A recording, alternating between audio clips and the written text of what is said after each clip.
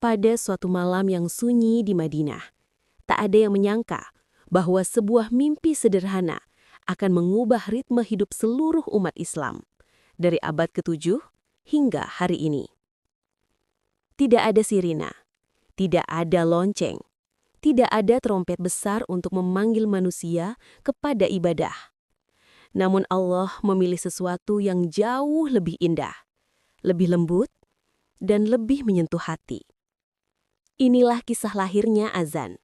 Kisah yang dimulai dari kebingungan, namun berakhir dengan suara yang menggema ke seluruh dunia. Simaklah kisahnya di channel YouTube Myra First, dan jangan lupa tekan tombol subscribe. Setelah hijrah ke Madinah, kaum muslimin mulai membangun kehidupan baru.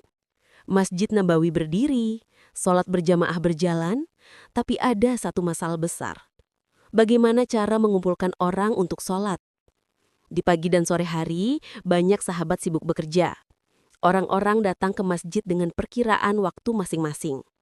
Ada yang terlalu awal, ada yang datang terlambat, dan ada yang tidak tahu bahwa sholat sudah dimulai.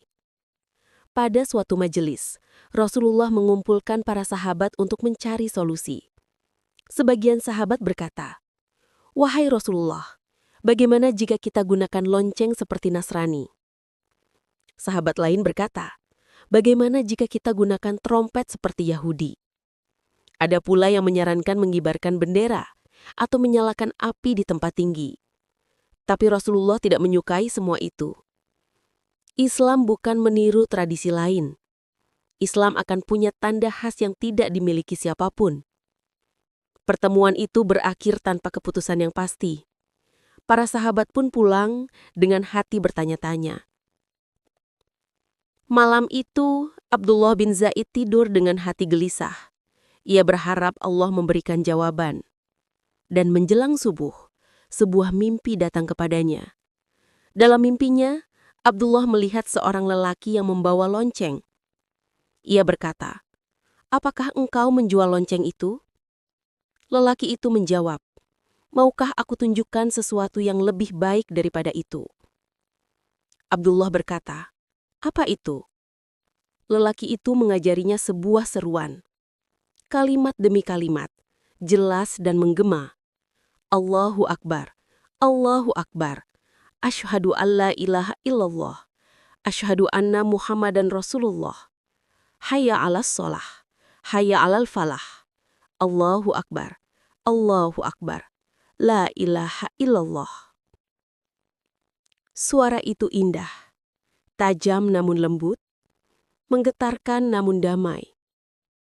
Abdullah terbangun seketika, napasnya cepat, matanya basah. Ia tahu, ini bukan mimpi biasa. Abdullah berlari menuju Rasulullah.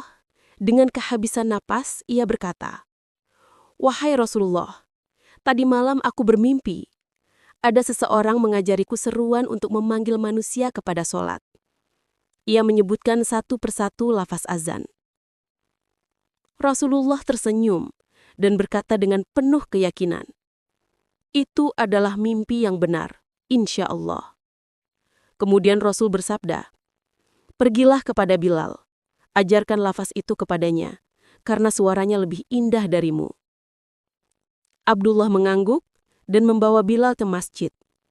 Bilal naik ke tempat yang agak tinggi, dan untuk pertama kalinya dalam sejarah, suara azan menggema di Madinah. Suara yang sangat asing bagi penduduk Madinah, namun juga suara yang paling mulia yang belum pernah terdengar sebelumnya. Orang-orang keluar dari rumah mereka. Mereka menangis, terharu, merinding, dan sejak hari itu, dunia berubah. Setiap subuh, setiap siang, sore, dan malam, suara azan menjadi detak jantung kota Madinah. Anak-anak hafal iramanya. Para pedagang berhenti berdagang. Para pekerja meletakkan beban di pundak mereka. Saat Bilal mengucapkan Hayya 'alal falah, seakan seluruh dunia berhenti sejenak. Azan bukan sekedar panggilan. Ia adalah undangan dari langit yang mengetuk hati manusia untuk pulang kepada Tuhannya. Hari ini, Lebih dari 1,9 miliar muslim di seluruh dunia mendengar azan setiap hari. Di desa terpencil, di kota besar, di pegunungan, di kapal yang menembus lautan, hingga ke pesawat yang melintas ribuan meter di atas langit. Semuanya dimulai dari satu mimpi. Mimpi seorang sahabat yang mencintai Allah dan diperkuat oleh ridho Rasulullah. Setiap kali azan berkumandang, itu bukan hanya panggilan sholat, tapi sebuah bukti bahwa Allah menjaga agama ini dengan cara yang